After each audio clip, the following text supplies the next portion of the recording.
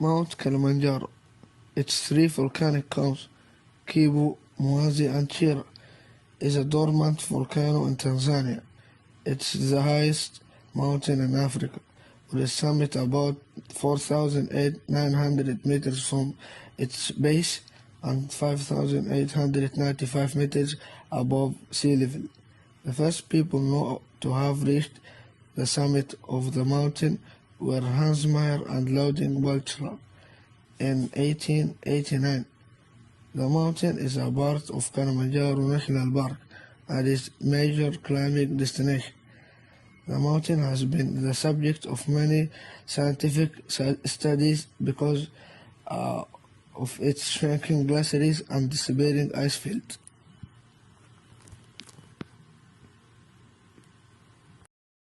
After this information, I want to tell you about my experience and what I did there.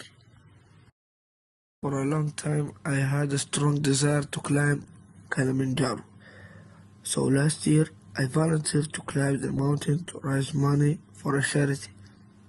Initially, I started out on my adventure by flying to Tanzania in Africa, where the mountain lies amongst gently rolling hills. In my group and two guys who were responsible for leading us safely up the mountain.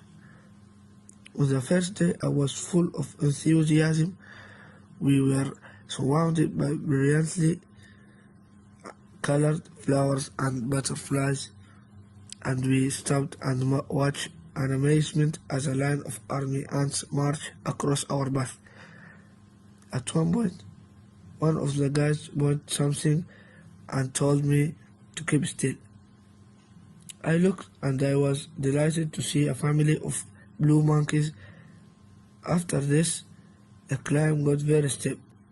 The high altitude made everything more difficult. Moreover, I had often headache every part of my body ached and the weather became freezing cold and windy. Finally, after an incredible 7 days trek, we reached the top of the mountain Kilimanjaro. I was exhausted that I could barely stand up. The view from there was breathtaking that I was overcome with emotion. Also, it was the hardest thing I have ever done. Climbing the mountain was a true test of my endurance. I don't regret it and look back on that experience with a feeling of pride.